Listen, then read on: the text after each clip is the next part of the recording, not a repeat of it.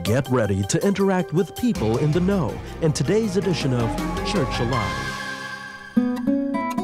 Nagbabalik po tayo sa Family Rosary Crusade at dito po tayo sa segment nating Church Alive. Buhay na buhay talaga tayo dahil patuloy pa rin tayo nagdiriwang ng Pasko, ng pagkabuhay ng ating Panginoon. At mas buhay tayo dahil kasama natin ay mga kabataan na gusto natin malaman paano ba nila ipinagdiriwang ang Pasko ng pagkabuhay. Meron bang parehong enthusiasm? Meron bang joy na nakikita natin sa kabataan ngayon? But at the same time, patuloy at malago ito dahil kaalinsabay nito yung pagdiriwang ng pagkabuhay na muli ng ating Panginoon. Alamin natin yan. Kasama natin ngayon ang dalawang kabataan na sina David Garcia at Mary Jane Nabo. Mga kabataan sila ng parokya ng Nuestra Señora del Perpetuo Socorro sa may Sampaloc, no? Good morning, Mary Jane. Good morning, David, no? Parish priest nyo si Father Jerome. Father Jerome. Sana nanonood si Father Jerome ng maaga-maaga ngayon, ha? Sana inimbitahan nyo manood, no? O David at saka Mary Jane, bilang mga kabataan, ano ba yung kahalagahan sa inyo ng Pasko ng Pagkabuhay? Para po sa akin is, ito po yung nagdinilay-nilay po tayo. Tapos, which, bilang sa aming mga kabataan po, nagkakaroon po kami ng mga activities sa parish po namin. Tulad ng Cenaculo, Way of the Cross, yan. Nitong nakaripas na mahal na araw, ganun ang nangyari sa inyo. So, hindi kayo basta yung nasa bahay lang, walang ginagawa, o no. Nagpupunta kayo sa parish, Yes. yung youth, tapos nag-organize kayo ng Way of the Cross at saka ng... Cenaculo. Itong mga kabataan nito? Apo. Talaga? Ang galing naman, Karamihan po sa Cenaculo is puro kabataan po ang sumasali po. Saan yung pinapalabas ito? Saan yung pinalabas yun? Sa parish. Sa parish talaga, tapos nag-invite talaga ng mga tao. Nag-invite po kami ng mga families namin, tapos mga Ang tao. galing. Oh, how was it? Sabihin, mahirap ba para sa inyo na, sabihin, preparation for Easter noon, tapos pinaghandaan niyo sa pamamagitan ng pagpapagod din. Merong, drama ba ito? Musical or what? Drama po. Parang dun po makikita yung story ni Jesus po. Mm-mm. Kung paano po siya pahirapan, kung paano niya po gawing parang Yung sakripisyo na ibinigay niya para sa atin. Ni Jesus. Mm-mm. Ang galing. So, ano ba yung naging feeling nyo nung ginagawa nyo to, tapos yung success nung sinako nung yun? Siyempre po, hindi mo na parang sobrang saya po na nakagawa po ng isang play na ganun, tapos parang dun mo po ipinapasok yung parang parte po ng buhay ni Jesus na parang isinadula mo po. Oh, tapos dumago hopefully yung faith Yes. ng hindi lamang nung nanonood kundi faith din ninyo, no? Oo.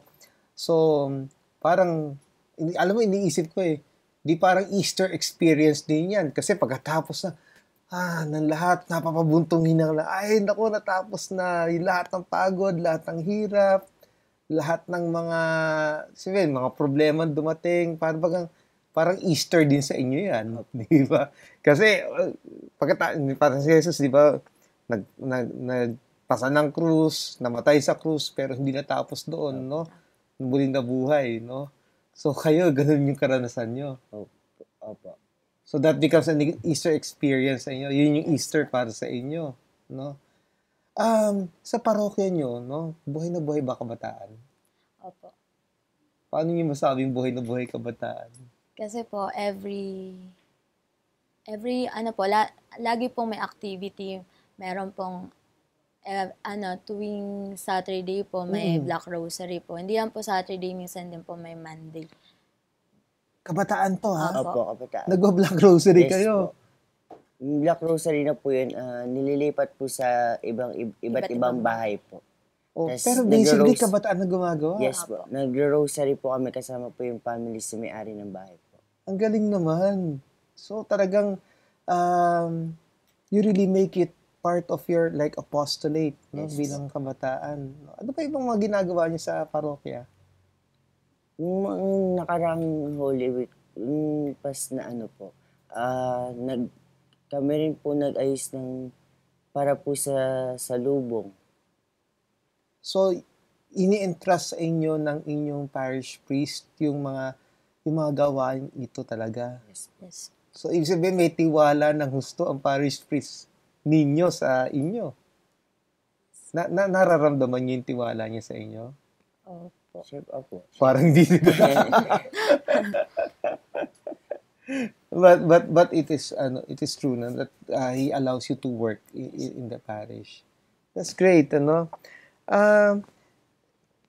Sa inyong dalawa, paano niyo naisasabuhay yung kahulugan nung Easter? Kasi minsan, hindi ba sabi nga, minsan yung mga kabataan, wala nang inatupag, kundi mag-isip-isip lang ng gadgets, gumigimik lang, kung ano-ano, na para minsan yung buhay ng kabataan walang spiritualidad. No, although you mentioned already that part of what you're doing is halimbawa Saturday nagba-Black Rosary kayo, pangunguna ng kabataan, no? Paano niyo naisasabuhay yung Easter sa inyong buhay bilang kabataan? Sa akin po, para po, kasi po actually, ngayon po, parang napagnilay-nilayan ko po sa sarili ko na kahit sobrang daming problema po, nandiyan po pa rin si God. Ngayon po, kahit ang dami pong pinagdadaanan, I'm graduating na po ngayon. Graduating from? College po. College, wow! Na kahit syempre po, kahit nag-aaral po ako, na doon pa rin po yung service. Hindi mo nakakalimutan yung kasi ito sorry minsan kasi merong ibang kabataan na basta dito ang focus ko, wala akong pakialam sa iba. Sa'yo, maliwanag sa'yo, Opo. dapat naglilingkod ka pa rin. Bakit mo nasabing dapat naglilingkod ka pa rin? Kasi po, kasi po parang feeling ko po, nasa ko na po yung service. Without service po, parang, ang hirap po na, parang feeling ko po boring, ganyan. Tapos, hindi lang po lagi nakafocus sa pag-aaral. Kasi po, parang, pag nagsiserve ka po, lagi pong nandyan si God sa'yo, na nag-guide sa'yo, tutulungan ka po, kahit ano po. Galing. David, sa'yo? Sa akin naman po, siya sa buhay ko po ito, yun nga po, pagsaserve po. Kasi po, kahit anong problema po ang dumating sa'yo, kung nagsaserve ka po, andun po yung faith mo kay God na malalampasan mo po yung kahit anong pong problema dumating sa'yo. Hindi lahat ng kabataan ginagawa Opo. niyo. Kasi sa totoo lang, Pili na lang po kasi. Oo. Marami kayong ibang mga kabataan sa parokya na kasama ninyo na ito yung ginagawa. Marami po. Madami. Paano kayo na-encourage na magpatuloy pa? Kasi katulad sinabi ko kanina, hindi ba mas masayang gumimik na lang, na puro na lang cellphone, internet, ganun? Kasi pag gimmick po kasi, andun po yung saya. Pero pag nagsaserve ka po, hindi mo po, dun mahanap mo rin po yung saya nandun na may bago ka pong kaibigan, na, uy, tara, ganito, serve tayo, may ganito, ganito. Sa'yo, Mary J. Hindi ka ba Hindi. Kanina sabi mo, kasi pag hindi ka nagsaserve, parang boring lang yung buhay. Pag puro aral lang, wag ganon. Hindi ba, sabihin, is it worthwhile para sa iyo? Yes po. Kasi po, Mahirap na yung bang wala lang gagawin, no? Pero iba yung talagang you offer yourself to God. yes po. Kasi po, pag sa gimmick-gimmick lang ganyan po, parang saya-saya ka lang, ganyan. Hindi mo po, Trip lang, yung pag nagsaserve ka po kasi, iba po yung feeling. Andyan po yung saya. Andyan din po yung, makikita mo yung pagmamahal ni God. Di ba kayo nilaloko ng ibang mga kabataan na, puro simbahan-simbahan lang itong mga ito? Minsan po may ganun. Hindi mo na po maiwasan ganun na napakabanal mo naman, Opo. ganyan ka mo May kapalis. nagluloko sa'yo talagang ganun, ano? Hindi nyo na pinapansin. Opo. Nako.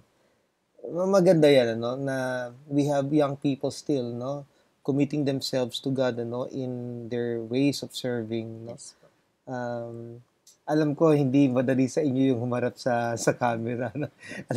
Ramdam ko yung kaba ninyo, no. Pero no, thank you for sharing, even a bit, no, of what you were doing, no, especially as we celebrate Easter. Final message, kahit na few words para sa ating mga tagapakinig at tagapanood, lalo na yung mga kabataan na naghahanap ng something worthwhile, more than what they're doing sa buhay nila ngayon, no? Encourage, challenge our young people katulad ng paaghamon ninyo sa inyong sarili. Di naman po natin may mahanap sa labas yung yun nga po, hindi po natin mahanap yung pag-gimmick-gimmick, yung totoong kaibigan po. Ang totoong kaibigan po natin is si God po. Para po, siya po yung tutulong sa atin, kung ano man problema ang dumating sa atin, kung ano man pong hirap sa atin, siya po yung tumutulong sa atin. Kaya, always serve God, tsaka mas palakasin pa po yung faith natin para sa Kanya. Thank you, David.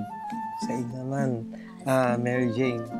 Sa akin, para sa mga kabataan katulad ko,